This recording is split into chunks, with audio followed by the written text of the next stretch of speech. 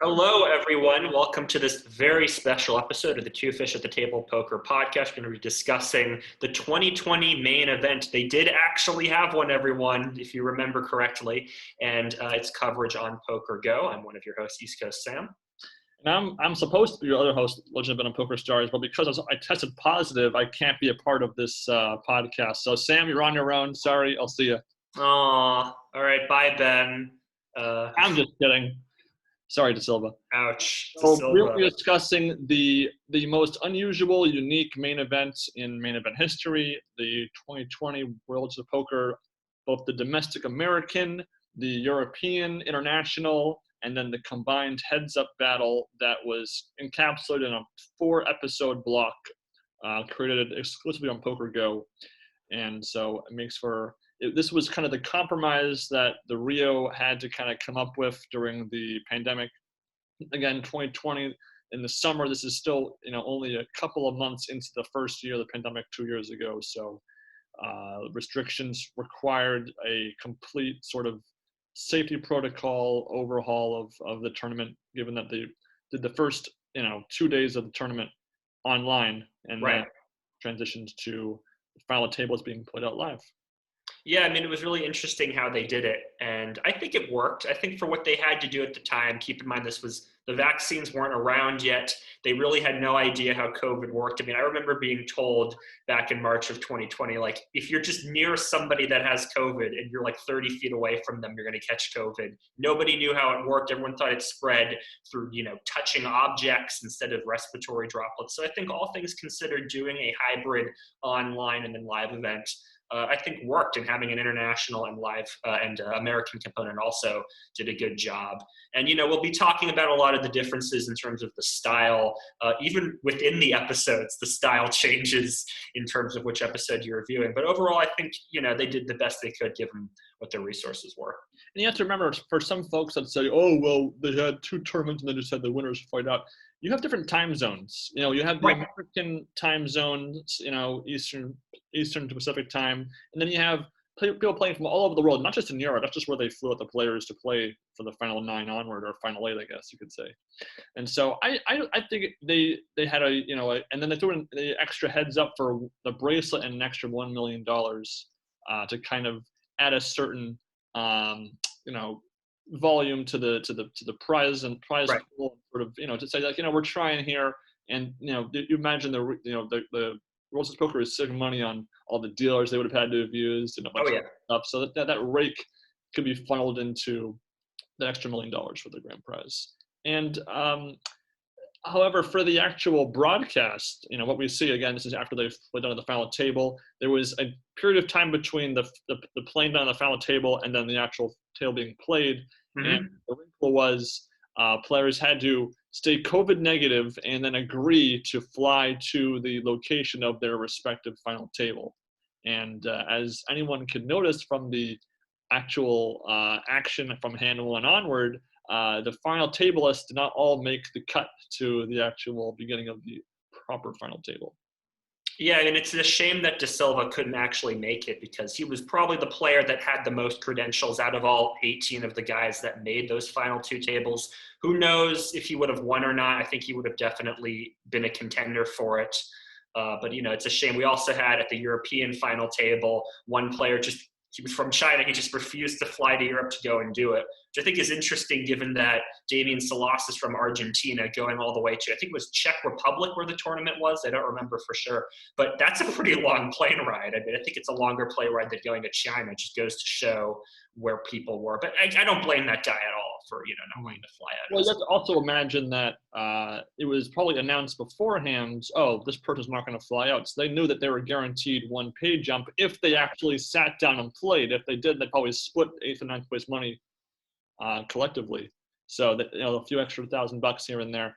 Let's not forget, as a main event, this was still a proper 10K buy-in event online. Right. Obviously a much smaller field. Actually, it was smaller than the first main event we covered on this podcast, which was the Moneymaker year. The year, well, I guess by division each half. Yeah. The American or domestic version had 705 players playing for a 1.55 million first place prize, and the international version had 674 players playing for a very comparable, about $1.5 million. So those are surprisingly pretty equal in size. I'm very surprised how close in size both halves of the field was. There has already been talk about the heads-up match, depending on which side had a bigger field, maybe having one player have more chips than the other when heads-up began to kind of compensate for the difficulty of getting to that point. But they actually didn't have to go that route at all. Yeah, that's interesting. I mean, that's 1,300 players in total, and then the 03 main event was about 800 players. So it's kind of interesting that Chris Moneymaker, 800 players, was $2.5 million, and then the eventual winner, Davian Salas, 1,300 players, the same amount. You'd figure, maybe they want to bump it up just a little bit more, maybe make it 3 million, but all things considered, $2.5 million isn't much to, dismiss. Yeah, and so when you actually get to watching episode 1, which is the American side of this tournament, is the first 2 episodes. I actually didn't even know before watching these episodes that the 4 episodes would cover the whole shebang. I thought actually it was just the American final table for some reason. I guess I just thought that was the case. Now, happy to be wrong.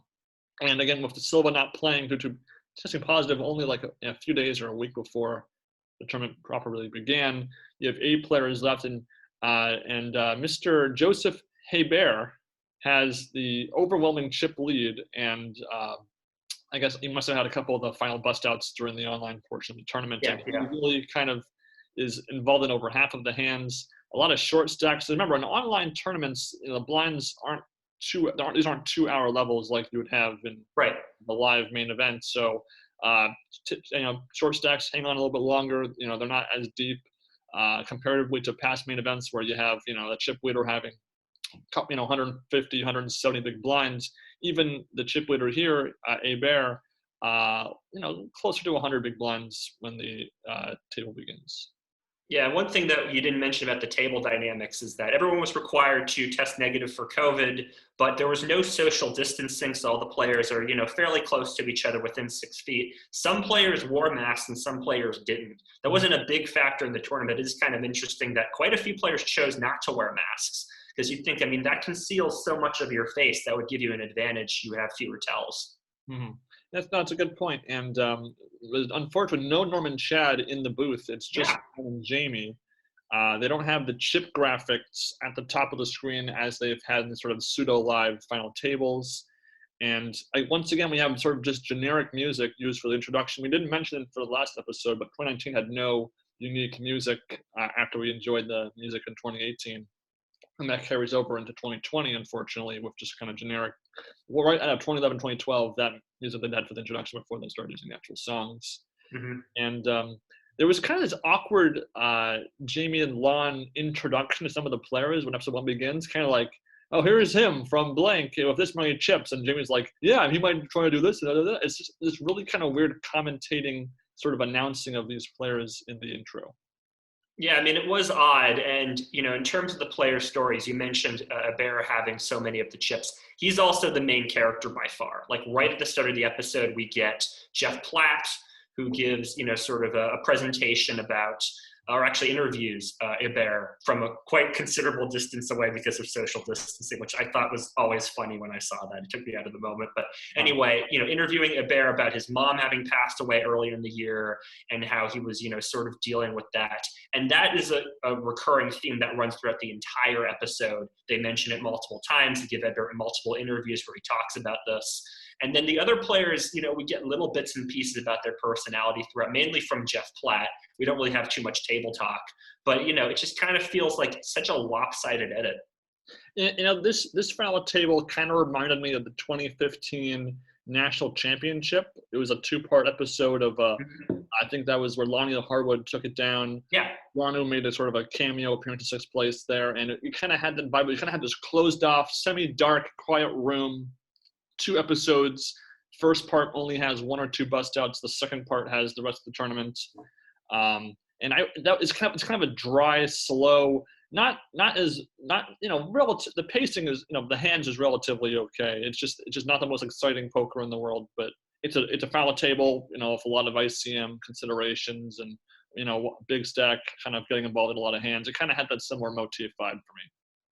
Yeah, and then in terms of, I mean, the commentary, not having Norm be there, there's less comedy. I mean, Jamie kind of tries to have a few jokes here or there, but mainly her presentation is more sort of speculating as to what players should do and what they should do in certain spots, whether they should be bluffing, doing 3-barrel bluffs and stuff like that. And I don't necessarily mind that. I think she did a good job with, again, the material that she was given. My problem was it kind of sounded like she was talking over something. Yeah. Like she's like, and so the hand over here, King. Like it was kind of a weird how I guess I don't know if that's just like the directing, like how they told her to speak, or if there was she was wearing headphones and had to talk over some noise or couldn't hear us. So it was just a little strange. And again, I'm not the biggest Jamie Kerstetter fan. I think she does fine. She doesn't do anything to embarrass herself or do anything wrong. I just that I loved watching Helmuth and Negreanu or Esfandiari in the booth talk about some hands here and there, and I think that her commentary is a little repetitive. Like she says how people should hand, and I'm surprised we didn't do that, or that's what I figure we do. It's a little repetitive in that respect, and again, not very funny. Not trying to be funny, but just compared to Talana and Norm's dynamic, I miss that. Yeah, and it's weird that they just don't give any explanation as to where Norm is. Like, what happens? Did he just not decide to do it this year? I don't get it. No. And now, to be fair, they normally be featured a little bit later in this this 4-episode bundle, but not quite yet. And so, again, the action is just kind of like if you watched any of the final tables on Poker Go in 2022, it kind of look like that. It just kind of feels like, okay, the chip leader raises, the short stack thinks about it for a little bit, folds, one player, it's just kind of a generic final table, but there's no real spice to it. Yeah, I mean, I'm with you. There's really nothing too intriguing in terms of the action. And because there's no bust outs, there's not really too many hands of consequence. We see this guy, Distenfeld, who's one of the sort of charity players, and that he's going to give all the money away to charity. So that's nice. It's good to hear from him, but then he busts. So we don't really have a good sense of how he was as a poker player. Yeah, I mean, it's just, I've criticized in the past final table episodes that are just bust outs, where you don't really learn about much of the action. I mean, here it's nice that, okay, we have a little bit of a sense of how Hebert plays, but he doesn't really do anything out of line or crazy or exciting. He keeps the pot small, puts it in when he has it, hits a lot of hands, and so, nothing really happens. And then, the second half, or episode 2 in this case, gets us down from 7 players down to the winner, Hebert, big shocker, chip leader Huggins on. And there's a bit more of an attempt to characterize the other players. There's a few short interviews of Jenkins or Cannon, a little bit here and there. But the number of interviews kind of adds up pretty quickly. And of course, we have the awkward social distancing interviews with Jeff Platt, where they're like 20 feet apart from each other to try and talk. It's kind of a funny visual when you think about how often those interviews were conducted in tight quarters in years past. And again, there's some, a little bit better action. Early on, you have pocket threes going all in, ace, king, queens. It's a pretty exciting hand by 2020 main event standards, I suppose. But I guess really it kind of ends very strongly, though. The ending of this episode is pretty wild. Yeah, I mean, Hebert again just plays good big stack poker. Gets manages to find spots for himself.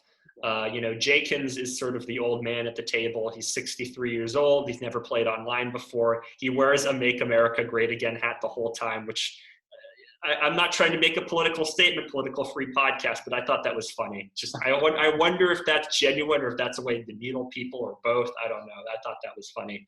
But yeah, I mean, this is Hebert's show from start to finish. And again, like right at the top of the episode, we get a segment from him talking about everybody who's rooting for him. They regularly show tweets on the screen from players. I don't remember any of their names, but from players saying, hey, we're rooting for you, Hebert. I mean, this is the Hebert show from start to finish.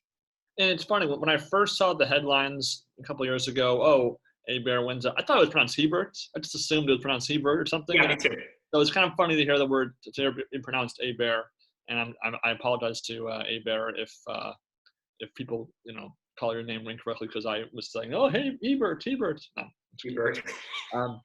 Anyway, so the heads-up play, begins with Hebert and a 2-1 chip advantage. And heads-up play lasts one hand, which is, again, a record for the shortest heads-up play in main event history. I would just, well, it has to be by default. Right. And ace-queen against Jenkins' queens. all in pre-flop, ace on the flop, GG, Hebert takes it down. Hebert, a little very emotional when he wins it. Chickens takes the loss very well. You got to give him props. Yep. Gentleman, at the table and takes his lumps well. And again, $1 million, pretty good for Right. in a pandemic. You never know what to expect. Even $1 million in a pandemic, it makes it a pretty good year probably for you still.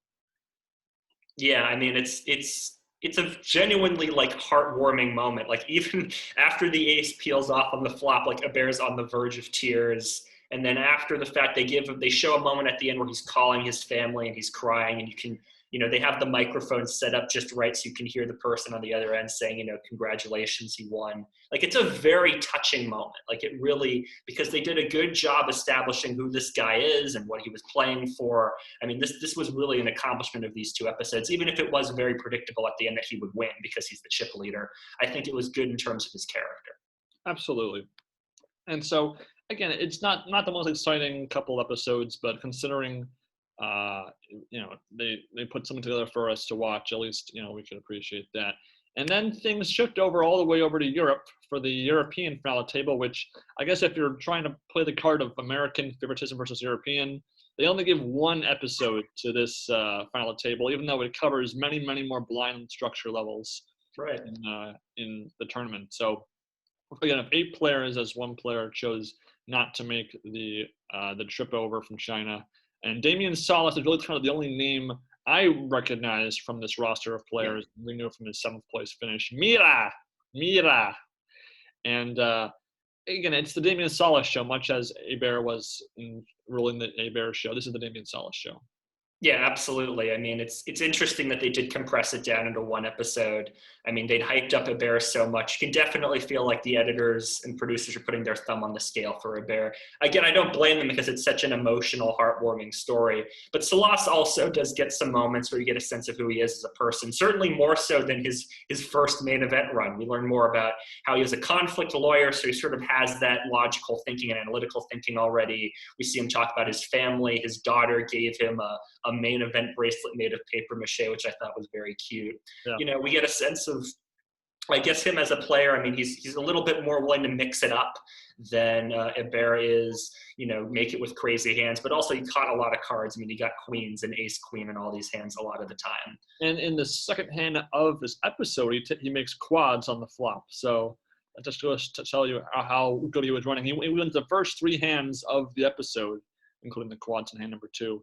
And really, Salas dominates. He's not a chip leader from the get-go of this table, but he quickly ascends the chip counts. And again, it's our first time seeing an entire final table compressed into 1 episode since way back in 2004. Right. And yeah, it feels rushed. Luckily there's only 8 players, not 9, so you have 1 more, hand that isn't a bust-up hand, I guess that's shown. But again, it's kind of hard to really have much emotional attachment to a final table when you see it all in 1 episode. I'm with you, yeah. I mean, I do believe that Salas is fairly well established, not as well as Hebert, 2 episodes versus 1 episode. But, there is a consistent through line within this episode in terms of, Salas is this unstoppable machine. I think there's 1 hand where he folds to a bluff, and that's about it. Yeah, and there is 1 interview with Mikael who talks about Carlos Mortensen as, kind of a countryman to, his poker inspirations, guys gunning for. And there's actually a pretty amusing shot of the grand opening of Norman Shad Poker Room in Maryland, which was kind of a bizarre twist. But I guess it gets Norman the episode somehow, so I guess I'll take it. Yeah, it's kind of awkward because there's like 4 people there, and like one of them's wearing a fedora, and he just like snips the tape. It's very strange. Yeah. Kind of, Norman in there, so it's nice. And if you note that the actual graphics are entirely different from the American main events, is actually are on par with a lot of the Worlds of Poker Europe graphics. It must be a different production company, because if you watch 2020, 2019, 2018, they show this sort of graphics where they show how many big blinds, the chip counts, who got knocked out by who in what place, so it kind of reminds you, oh, okay, this player was knocked out by him and by him. So that is continuous with that realm of the World Series of Poker, which we haven't really talked about because we're focusing so much on the American version. But so it's a little bit jarring if you weren't expecting it, but it's not. It's by no means inferior. It's just it's different. Yeah, there's this little graphic where when the action's on one player, there's this sort of like dot dot dot graphic underneath their name. I really love that graphic. I like these graphics a lot, actually. I like them better than the ones we saw from the American one. I'm surprised they didn't try to standardize them. Yeah, it might just be because these graphics actually were used during live streams of the Mm-hmm. WSOP or Europe broadcasts online. So you have to wonder if maybe they have an entirely different setup, different company, different directors, etc., tech guys in each country, and they're not going to cross over and have either or be in the other one. Because if you watch the old Main Event Europe episodes from I think '07 onward, again, it's very, very different from the ESPN American version. So just kind of that's a topic for if we ever cover the Europe main events. But again, worth mentioning. Yeah, and what's also cool is within the casino they have this television screen that runs around the table, and when two players are all in, they have like Damien Salas versus Mikhail Lotus like on the screen, which I thought was really cool. But Yeah, they have it set up over there well. I mean, so it's mildly satisfying that Salas, the one player we actually know, does tick it down. Yeah, We had skills. You don't get seventh place in the main event without knowing what you're doing. And he actually eclipses his winnings from that seventh place finish with this first place here, and that leads into the biggest poker matchup in heads up match in main event history, because they're not really, but sort of. Where you have the American champion against the international champion playing for the bracelet and $1 million even. No prize for second place, but it's a free roll, so I guess in a sense, so it's hard to be too much of a complainer there. And it's a unique structure. Both players get $500,000 in chips. $500,000 times two, 1 million. And the blinds begin really small, 500 and 1,000, and escalate pretty quickly with no antes, no, big blind ante, regular ante. There's just flat out blinds, and the blinds get very big by the end of this heads up match. Yeah, I mean, they introduce that information right at the start of the episode, but they don't tell you what the structures are, how long the levels are. So by the end, it's a shove fest where there's only like 25 big blinds between the two of them. I thought that was very strange. It reminded me of the Ante Up for Africa tournament like 15 years ago, where the blinds got up. There's like 5 big blinds by the end of the heads up match. It was like the weirdest thing. Yeah. So heads up play actually lasted a total of 173 hands. Oh, okay. And so it's again a very lengthy heads up match, although you would kind of expect that given how many blinds they became. Yeah. But so again, it's Salas actually kind of begins on the downswing. He wins the first couple of the early hands, and then Hebert kind of off screen, unfortunately, sort of takes a pretty sizable chip lead partway through the episode. Yeah, I mean, Salas comes out swinging, with 6-4 against Hebert's aces, Jack-6 against Ace-5. He's definitely, I'm not sure, how much of Hebert's play he knew about, but he definitely said to himself, I'm going to be the aggressor in this heads-up match. And then, I would have been curious to see how exactly Hebert gets there, and eventually built a 9-1 lead over Salas, with Salas on the ropes. I would have liked a little bit more continuity there.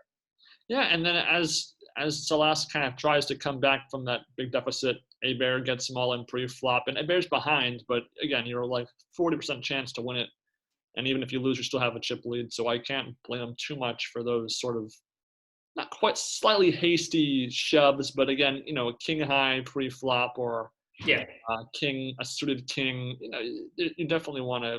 You're not totally against it when your head's up. Yeah, King 5 versus Ace Deuce, that's not too bad. King 9 of diamonds, that's not horrible play. And then after those 2 early double ups for Salas, he kind of chips away 1 or 2 big blinds at a time until at a certain point it just kind of goes back and forth, all in. The player behind with less chips wins, and the match keeps on going. But so again, while the ending is fairly evenly split, it could have gone either way. I kind of felt bad for Hebert. He kind of felt like he got unluckier than Salas did, and he really probably should have won this thing. it definitely seemed like he was a fairly steady, even-keeled player. He kept picking off Salas's moves. On the other hand, it's often a comment, almost a maxim in heads-up play, that the more aggressive player is going to win. I mean, and Salas was definitely the more aggressive player with big river bets, big bluffs, really playing any two cards. But yeah, I mean, naturally, whenever it becomes just a shove fest at the end in terms of heads-up play, I always feel like, it could go either way. Whoever eventually wins can't really say that they completely won, It's more like the other guy lost. I mean, the last hand was Ace Queen versus King Jack. I mean, come on. Yeah, no, I'm with you. And again, because there's no crowd in any of these final tables, the rails are actually sequestered in like different rooms. So once one of these wins, they have to like leave the room and like go find their friends or family or whatever. There's definitely less energy. There's less tension. I mean, these guys are both very composed players, so you never really felt the emotion or the stress that you often would feel heads up that guys like, Jay Farber might have felt in their heads up match, for example. And as a result of that, even though it's a fairly back and forth heads up battle, it just doesn't feel as compelling as my favorite heads up matches for the main event bracelet have been in the past. Oh, absolutely. 100%. And Salas, again, he takes it down. So his grand winnings are about 2.5 million or so. And Hebert, obviously, $1.5 million. He's still very happy walking away with that money. I'm sure he is. But again, this main event is more for the unique factor than it is the entertainment factor, because the play is pretty standard. If you watched any live stream of Final Table from like the last 5 years, it'd feel just like that. Yeah, and the ending is just so odd because the hand happens, they shake hands, Salas runs off the set, and there's a shot of him running off and he's singing. And then there's this like weird shot of him running down the hallway and running into the room where his family is. And you're expecting like, oh, it'll cut inside that room and you'll see Salas celebrating with his family, but it doesn't.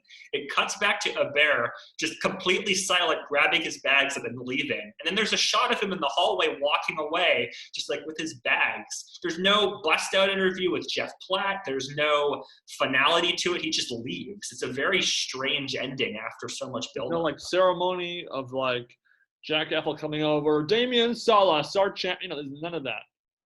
And so again, a little bit of an odd ending, but nonetheless, that is the 2020 main event. And luckily, we were able to get a main event in 2021, and then less than a year later, we're about to hit the 2022 main event. And so we technically haven't missed numerically a main event in spite of a pandemic. Yeah, I mean, I really feel with this, they did the best that they could. Props to them for pulling this off, getting 1,300 players, being able to fly these guys out to do this heads-up match. Yeah, I mean, it's hard to assign a grade to just because it's so different in comparison to all of them. I managed to get through all 4 of these episodes in one session. Like, they were a pretty steady clip, and I burned through them. I'd say that, it's better than 2019 and 2018, but that's not, a big bar to set. No, I agree. I watched them one episode each day, just like how we had been for the previous main events, and it was fine. It's a novelty main event. It's like novelty ice cream. It's unique. It's not something you'd probably buy again, but you're at the ice cream truck and you want ice cream, so you'll eat it. But it is what it is. Yeah, I mean, I'm only going to watch this once, but I had a decent time watching it. Possibly because it's a curiosity, but I also think Hebert's personality was well established. I think Salas's personality, not as well established as Hebert, but we got a sense of who he was and what he was at. And I thought it was a nice moment at the end. I got the main event bracelet. He holds up his daughter's bracelet too. I thought that was cute. Little things like that. Yeah. And so with that, we have essentially finished our look back at these classic ESPN Poker Go main events. We've covered every episode of every main event of the American tournaments, at least, and I can't believe we did it. I know it's been a long year. I mean, it was a great look back. I mean, we got through so much material and so many different stylistic changes, not just in how the coverage was, but also in how poker was. I think this was awesome. And I think it only makes sense to commemorate such an occasion with a re-look back at each main event, and we'll do this sort of tiers ranking of how we grade each main event year to year. Yeah, let's do it. So let's shoot this over. And we have talked about how we could uh, rank all these main events. And here we have our lovely tiers list. We're gonna each put each main event separately onto this ranking. So we'll see. We might have some slight differing opinions, but we'll just start from the top and work our way up to 2020. Yeah, let's do it. So we begin with 2003. I think we've agreed that of the classic era main events, it's one of the bottom two. And I wouldn't put it, again, I think I gotta put this as a strong C for me. That is where I would rank this. Yeah, I mean, it's unique in that it was the first time that ESPN really had the resources to cover the main event. We get a sense of who a lot of the players are. It's a little bit more like a documentary than most of the other coverage, which is sort of more like a game show or reality show or something. Mm-hmm. So I'm willing to give it a bit of a pass in terms of just the quality in general. But yeah, I would agree with you. I think a C seems about right to me. I still like it a lot. I'd still go back and revisit it. But yeah, just in terms of the quality, some technical aspects need to be worked out. Lon and Norm's personalities need to be worked out as broadcasters. Also, the blinds are rarely mentioned. It kind of awkwardly tries to pretend it's like live. Like, we'll be right back for the main event action after this. And again, it was the starting point. And so again, a strong C for being it's the prototype of what was to come. And again, there were a lot of great moments in that. I mean, Sam Grizzle and Phil Hellmuth were great, all that stuff. But yeah, we're talking just in terms relative looking at quality here. There's plenty of meme moments in the 03 coverage, but in terms of relative quality, it's a C. I agree. Moving on to the Greg Raymer year, 04. Again, I thought it was kind of on par, maybe slightly better at times, but weaker at times early on than 03. I love the Massow and Raymer fights. The final table kind of just wasn't more than what it was. There were a couple of good characters: Marcel Luce, Josh Aryeh against Harry Demetriou. David Williams getting in there. There was some good stuff. Then there's also some sludge in the early day ones when you have multiple day one episodes of players that aren't going to matter. And for day two, it's kind of hard to be too engaged early on. So I'd put it a weaker C than 03. That's my vibe. All right. I would say, yeah, I mean, they're still finding their footing after 03, trying to figure out what their style is. So again, I want to give it a little bit of a pass. But yeah, I mean, I'm essentially with you in terms of the quality. I just, certain personalities do get there. A lot of them don't. We don't know so much about the final table list. I mean, it's really Raymer, Williams, and Aryeh are the only ones, and Harrington, of course, are the only four that are really well established. There's a lot of time spent early on talking about how big poker is, how Moneymaker's a celebrity now, Boston Rob is playing poker now, all this other stuff. I would actually drop it to a D for me. Okay, that's fine. Hey, we're going to have some differences. I'm like a C minus, so that's almost a D anyway, so we're not all that far off, really. Yeah, I mean, I would give it a D just because I'd say it's worse than 03. I feel like that's a firm, opinion. I respect it. But then, as far as respect, I love 2005. Like, it's probably my favorite main event. We've covered each one now. I think it's my top, and I think I have to go. If it's my favorite one, it has to be S because it's my favorite one. That's kind of the law of the land. Whether I might have said an A, but if it's my favorite one, something's got to be in the S tier. So. Yeah, bring it up to the S tier. I mean, this is right off the bat, first episode is Harman Zeidman. I mean, just so many bangers along the way. A great winner that always brings something up. Steve Daneman mixing it up. Just all the blow-ups along the way. And then, Shakan and Matisow. I mean, so many great moments. Some great day 6 content when they get from the final 3 tables down to the final 1 table. Phil Ivey, Raymer busting to Aaron Cantor, and you have obviously the Manasseh Shakan drama that spans multiple episodes, and Tiffany Williamson taking to the table's ire, and just all across the whole span of the tournament. It's just mostly, except for maybe day 2. Besides day 2, the whole thing from A to Z is just top-notch classic main event content. Yeah, Friedman's meltdown. I mean, just so many great moments. Like, so good. So then we get to 2006, still the biggest main event in history, the Jamie Gold year. Again, I put it, it's not quite for me as good as '05 because there's a lot of skipped time or some chronological abnormalities where they have like the feature table out of line with the hour tables, like the Mission Nobles, for example. But you have a lot of great characters. Again, you have Anti-Gates, you have every hint of Jamie Goldgate, Prahlad Freeman rapping to our ears' discontent, Phil Hellmuth talking to the camera, Norman Chet on day one. Just a lot of good stuff in that main event. So for me, I put it probably in the A tier, not quite the best, but still pretty darn good. I mean, Jamie Gold is my favorite main event winner. So off of that alone, do I make it S tier? I mean, this is a tough call because I agree with you. Yeah, I'd say it's a little bit weaker than '05 for all the reasons you said.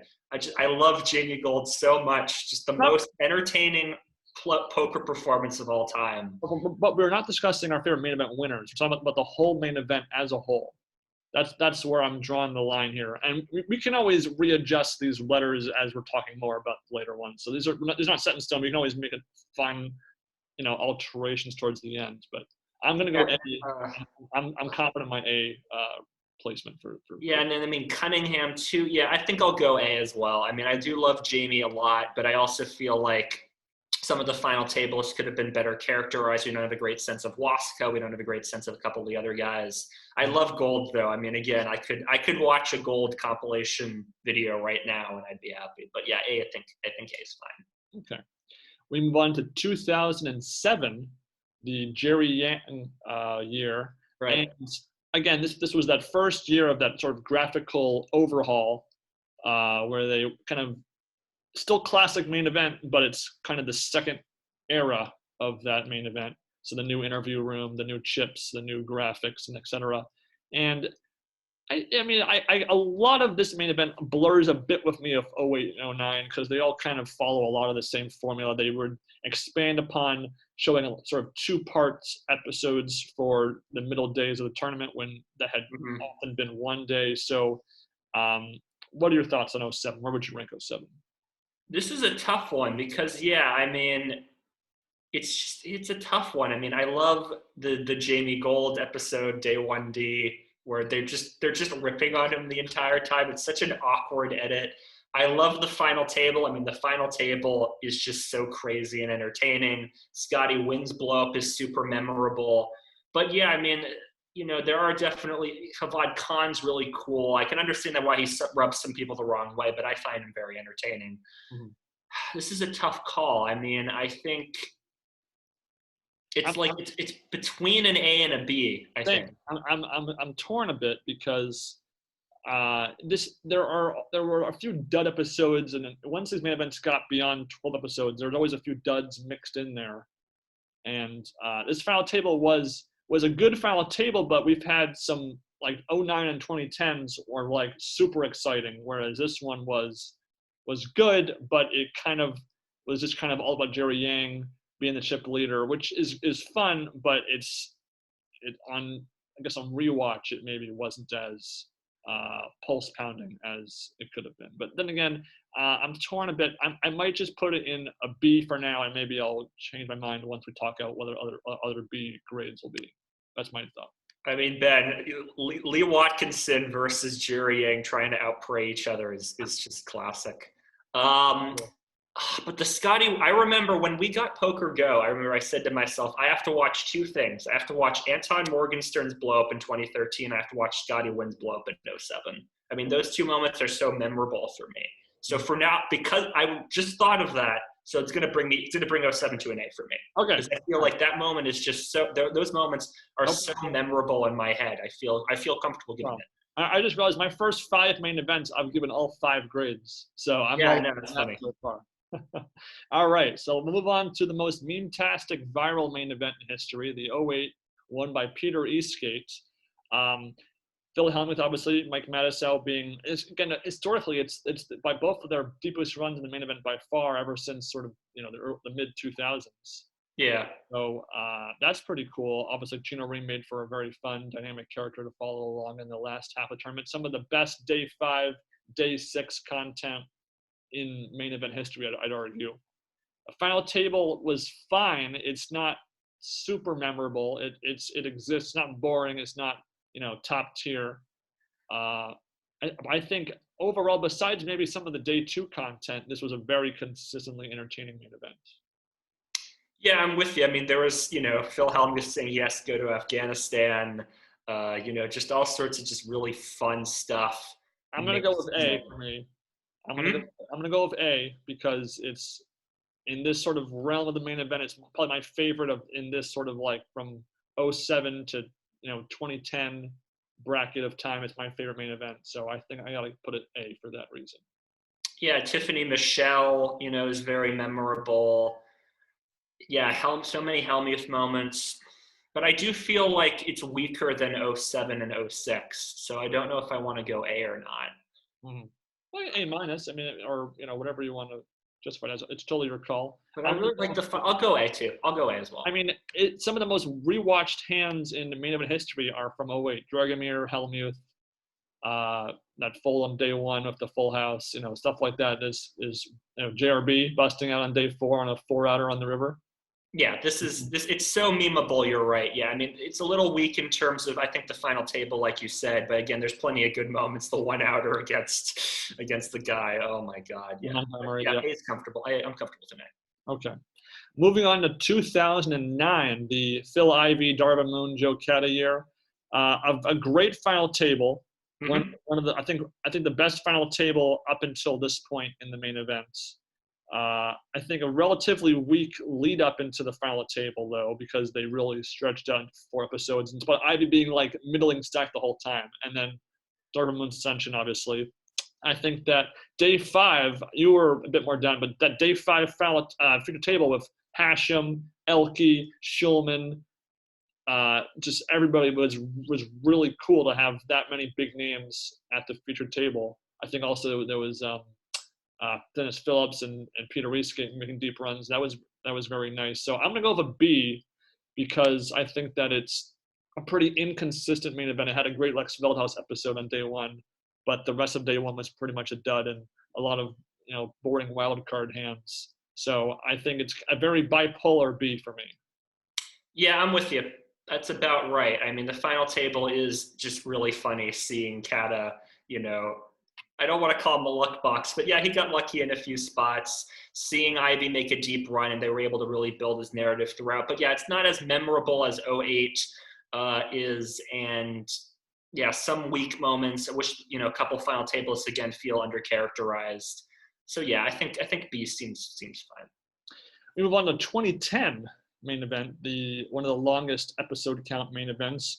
We discussed ad nauseum how weak the sort of day 6 and 7 episodes of this main event were to get through. We had 4 episodes for each day. And again, one of the best final tables, very exciting back and forth to Jarvis, Miss Rocky hand. Obviously, Grinders, the 4 Miss Rocky brothers being all in the money and making fairly deep runs, most of them. In that tournament was very cool. The evolution of the tail of the tape, it began boring and got better, and there's a few some pretty big names making kind of quiet runs. Yeah. So I feel like maybe it's hard. This is probably not a pretty hard one for me to put a grade on. I'm between like a B or a C, but it might be kind of like a B minus from me or something. It's tough. Yeah, I'm with you there. I mean, I'd say a B. I mean, again, there's a couple little memorable moments here or there. Obviously, the Affleck Duhamel hand, I think, is the big moment.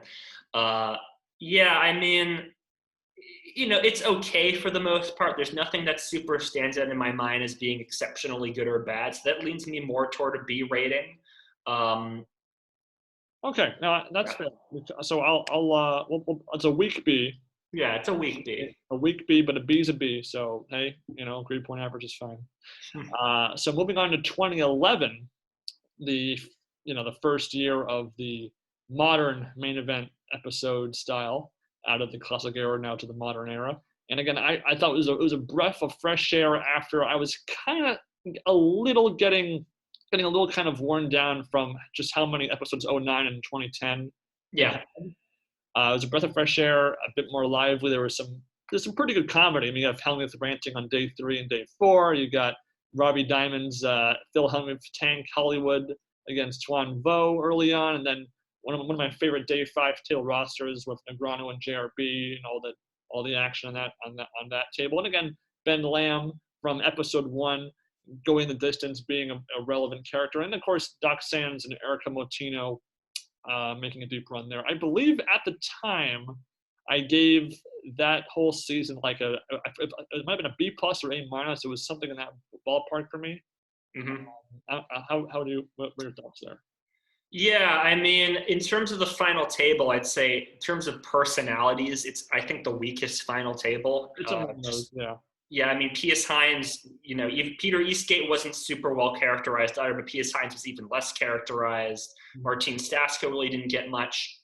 It does do one thing right in terms of establishing Ben Lamb early on and then building his character throughout. So I'll give that some credit. Yeah, I'm thinking B for this. I mean, again, it's just the final table wasn't the best. It was a pretty good heads-up match, to be fair, but it was a fairly rushed final table. And also this was again the final year of the day 8 of the tournament, and the problem is that the early day 8 and the day 7 content was actually pretty weak for the most part. So I guess I'll lean towards a B for this one, but for me it was a pretty strong B though. Yeah. 2012, again, kind of the sequel sister to 2011. You have some of the same players, or at least early on. Ben Lamb was, and Negreanu, for example, being in the action there. Obviously, the woman of poker taking a stand and making a deep run with a heartbreaking finish of Bellman and Hill and Mr. Selps to a lesser extent. One of my favorite winners of all time, Greg Merson, just like for his play and his just boss mode status, and obviously braceleting the 6 max beforehand, so playing 9 days, 10 days of poker without being busted, and some very funny, memorable day 4 action, which often is a kind of a slow spot in the tournament with Matt Marifiotti and Henry Tran at the main table. So I really like 2012. Yeah, me too. I mean, this was fabulous. The 3-handed play was just unreal. Just any one of those 3 guys had a shot to close it out. Greg Merson's story was so well established throughout, but Jessica Sylvia was also very good. Yeah, I mean, Bowman and Hill were well done the whole way through. A lot of memorable moments here or there. We have, this Fondiari in the mix. We have Kevin Pollak in the mix. Negreanu getting screwed by a turn set of deuces. There's some good stuff in there, and I mean there were a few duds. I mean, not all of day 7 was entertaining. It was a bit odd there, and some of day 6 wasn't amazing. But I think overall it's pretty good. I put it close to an A than a B.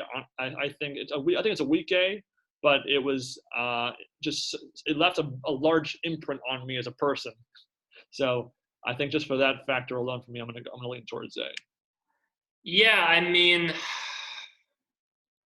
yeah, I'll go A as well. I mean, I think, yeah, I'd say yeah. I'd say it's actually like it's between an S and an A for me. I mean, I really like this one. But yeah, I mean, there are a couple of weak moments here or there. But on the other hand, there's just so many memorable stuff. And we didn't mention the Van Tran hand with the 3 deuce. I mean, just so many fun little moments to work in here. But yeah, A feels comfortable. And then we move on to 2013, which was kind of, at that point, one of our least favorites. It's just kind of a typical main event, just kind of hands happen and people, get eliminated. Day 4 was a particularly slow, low mark in that season.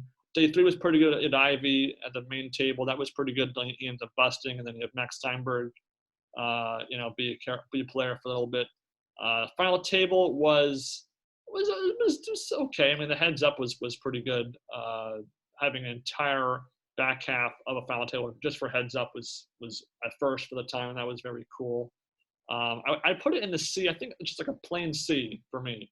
It was definitely the weakest of the modern main events up till that point. Mm-hmm. But again, there were still some good things. Morgenstern's collapse, Jason Alexander's collapse. So that's where I put it. C. Yeah, I'd put it at a C too. I mean, I'd say the Morgenstern's collapse keeps this from being a D, honestly. I mean, I just don't feel this is super memorable. The mic check segments were super annoying and none of them were useful. No. Yeah, I mean, couple little moments here or there elevate this from the bottom. But yeah, this is one where I thought it was very weak. 2014, now we kind of finally have a knockout, main event that had kind of morphed away from the one level per episode edit style. Yeah. A bit more just trying to give us the best content possible. So we have, again, we broke into two halves. We had the Rystad Karenin half, and then we kind of had the Dan Smith, Mark Newhouse, new first timers half. Mm-hmm. I think both were very effective. We had, again, the biggest poker fight in main event history between Rystad and Karenin. You have the most shocking, unbelievable elimination of Mark Newhouse at the final table, back-to-back ninth place finishes. And again, the pacing is pretty good. I mean, we had, besides that bonkers episode 2 with the back half of day 4 being compressed into this weirdest edit of all time, I thought this was a very good main event. Yeah, this is S tier for me. I mean, I think this is just so many great moments. The side action championship, just hilarious. Mike tripping at the shuffleboard thing. Martin Jacobson just playing a hell of a main event, a hell of a final table. How well they established Newhouse throughout. I mean, Rystad, Karenin, come on. I mean, this is S tier, super memorable stuff for me. Yeah, not 100% perfect, but neither's 05, and I feel like it's in the same category. Yeah, you might have talked me into an S. I was going to put A, but you might have just, something else has to be S tier. You can't just have 05 be alone. And if you're going to have one from the classic era be S tier, I think you have to have one from the modern era be S tier as well to balance it out. So I will agree with you. It's S tier. I might change my mind in the future, but it's S or A. It's up there for one of the best ones in minute history for sure. Mm-hmm. Then we get to 2015, which again is the Negreanu show, the Blumenfield, Steinberg, Minkin, and Buderoni, and Justin Schwartz show. The supersized episode season. I don't know. This one is definitely a letdown after a really strong 2014. Yeah, I mean, I mean, there's some good, well-developed people throughout. We have the first timers segment with Fedor Holtz in it. Yeah.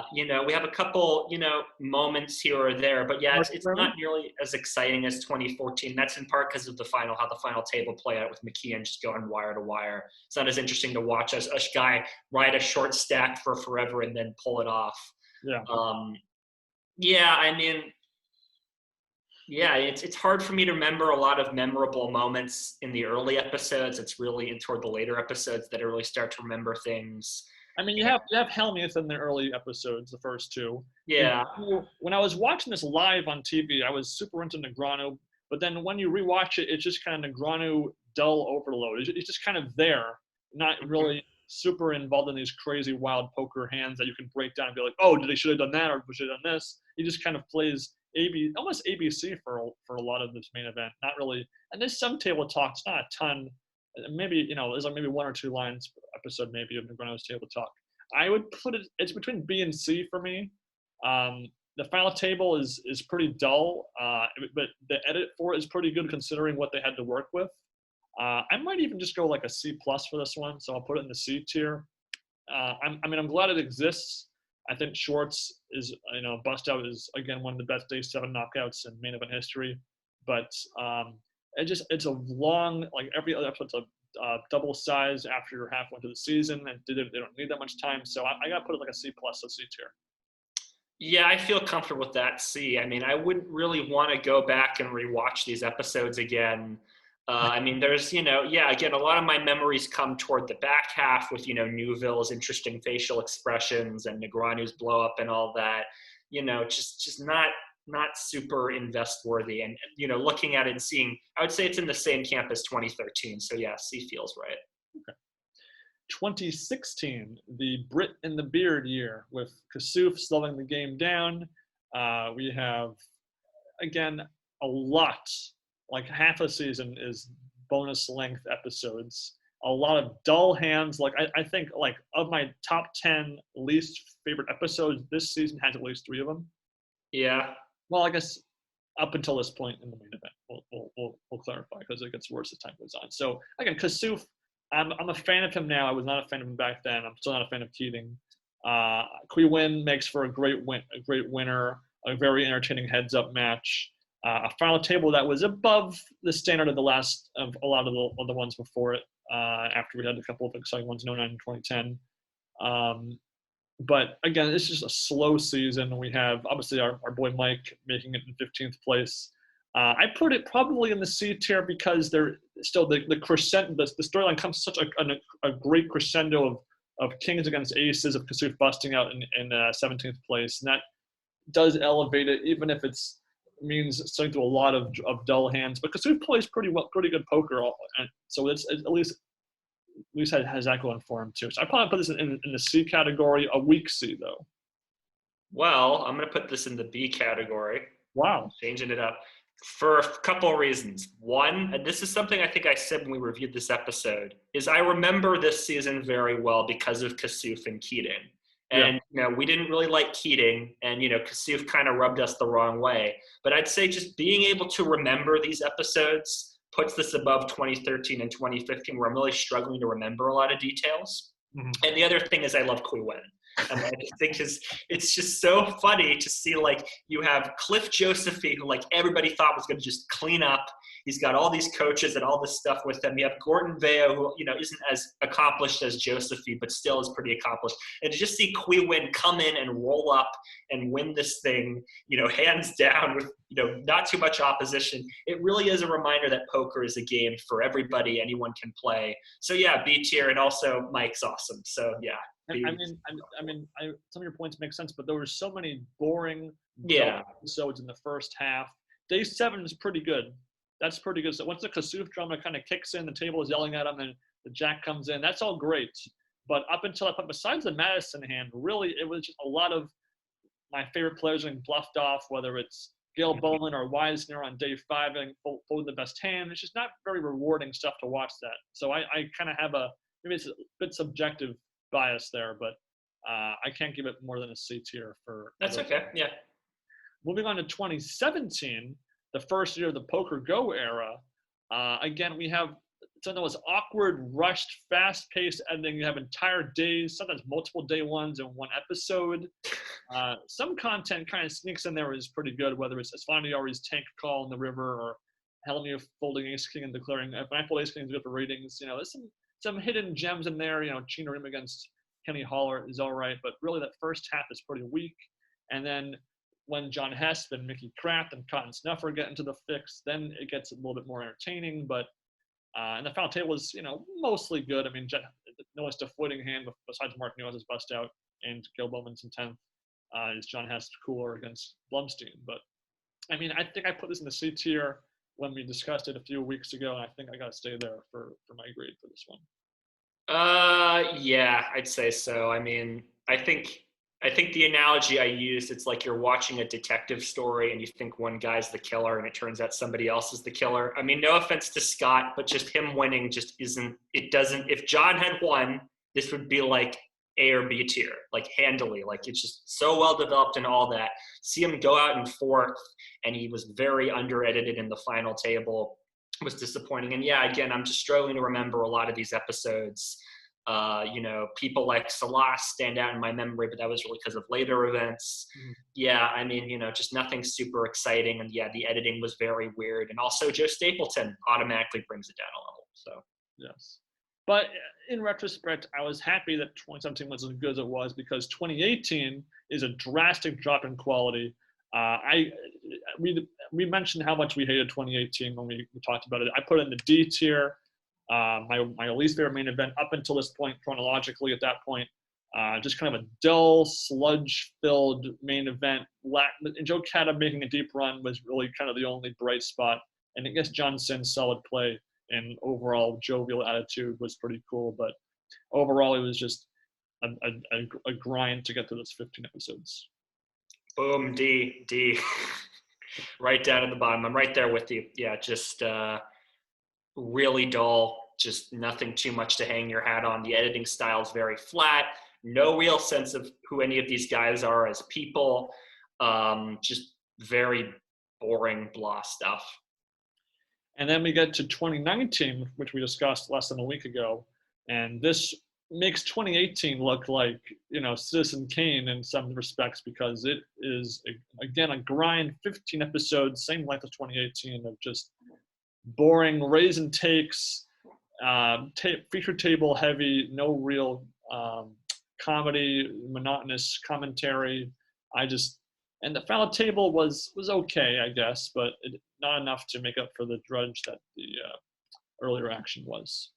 Deep, yep. I mean, when the editing style is literally just lightly edited versions of the live broadcast, and you don't have camera crews going to the outer tables so we see what the outer tables are doing, and you're really just focusing on the feature table. You have 2 other tables mic'd up and cameraed up and lit up, and you don't use them.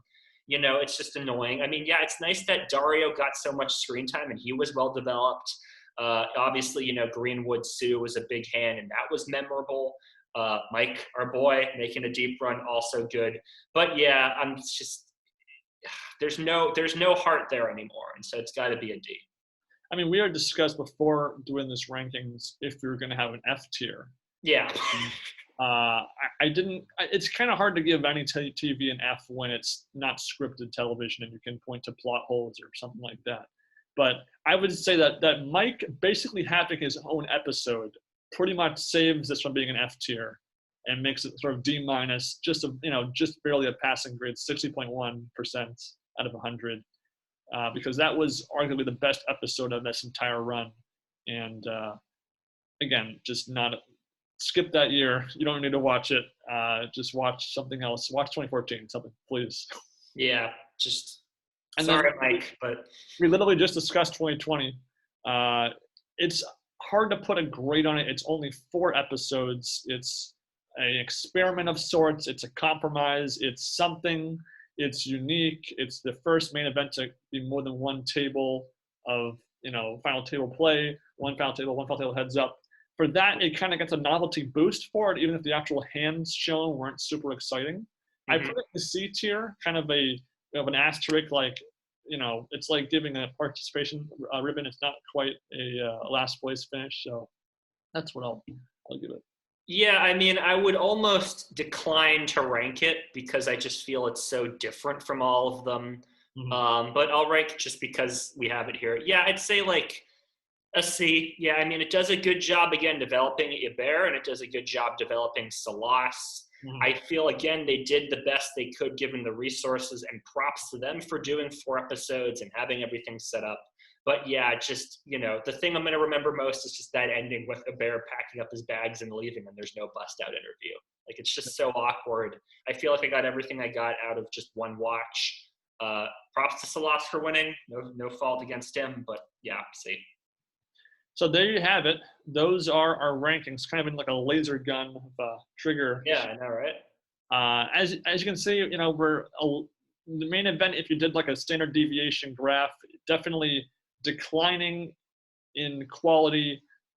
Sort of in the like a bell curve. You kind of have like that for the most part. I'm happy we have in the S rankings 1 classic and 1 more modern main events. And a good, spread from, A through C there. So, I for the most part, we agree with, I think for like 85%, we have the same rankings for these main events. So for the most part, we're of the same opinion here. Yeah, I mean, the fact that we have so many in the C tier, kind of leads us to suggest, could possibly lead someone to suggest that we don't like these. But yeah, I admire all of them in their own ways. There's all of them have memorable moments and memorable hands and characters that shine out. I'd say really, looking at all this, really, what we're looking for are strong personalities, strong narratives, having some fun with it. We didn't talk too much about the nuts segments during this rankings, but yeah, like have a little bit of the nuts, have a little bit of more fun to it. And yeah, I mean, there was just so much fun in 2005. The poker boom was in full bloom. I mean, everybody was just having a good time. And then 2014 was just, one of those stars aligns. Everything just worked out for it. I mean, it's hard to, these rankings, I mean, because so much of it is random chance, right? I mean, part of the factors, this is something I mentioned over the last year doing these episodes, is just how much the winner really determines stuff. That's, again, why 2016 gets to the B tier for me. Qui Win winning that brings it up an extra level. And, Scott Blumstein winning 2017 brings it down a level. We understand there's a bit of random chance involved here. But, we're watching these as entertainments. We're treating them as though they're episodes of television. So hence, this is what our rankings are. Yeah, and I hope we'll see. If you guys have your own personal rankings, let us know where you might disagree or make your own chart and share it with us on one of our social media accounts on Reddit, on Facebook, on YouTube. I'm very curious. We're just two guys in the poker world, and maybe somebody who was a part of a main event in particular might prefer theirs over other ones, but or they might just be entirely different to their opinion. And so that's if we ever we'll cover other poker tournaments or shows, etc., and we could always retroactively throw those in there from just a pure entertainment value and see how they stack up to the main events. I do think that if the goal was you had to have an equal number of main events in each ranking, I'd probably put 2013 a little bit lower. I'd put, there'd be some slight changes, but also if we hadn't had a really bad 2018, 2019, I probably would have put 2013 in the D tier.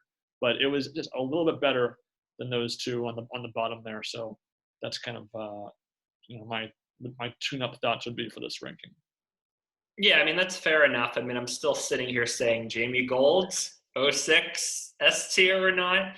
And also, again, I would be maybe a little bit more generous toward 03 because, again, they were trying to find their footing. I suppose I'm still comfortable giving it a C still because then the quality's not as good. But I'm willing to be generous to 03 and 20 for what they were. If we had plus minus grades, yeah. See, that would be one of the movers on the list for sure. So let's stop sharing that. Get back to you and me. All right. So that kind of covers this multi-part podcast. Hopefully you guys enjoyed it. Again, we're still in debate over what should be our next topic, whether it should be Main Event Europe, poker movies, poker TV shows, other poker content, Super High Rollerball, Poker Go's got a lot of content.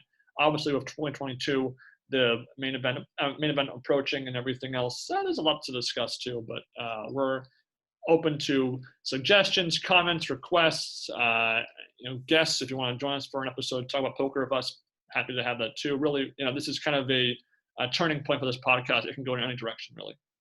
Yeah, I'm comfortable doing whatever. I'm happy to go to the WSOP Europe. I'm happy to go to some of these other bracelet events. The big 1-for-1 drop as Fondiari winning. I'd be happy to talk about that. In terms of the upcoming WSOP, both Ben and I are going to be following that. We've talked before about developments in the WSOP, but we're not going to do one episode per day of the main event or anything. That'd be a little too absurd. We'll try to talk about the main event as much as we can in the days to come. And we're definitely curious to hear what your suggestions are as any content you want us to follow or view at. I'm happy to view High Stakes Poker. It's been a while since I've seen that.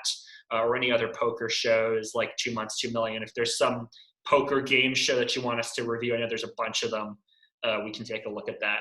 Yeah, I'm definitely curious to see, what the other WSOP Europe, WSOP Asia is like in comparison to this. That might be something interesting.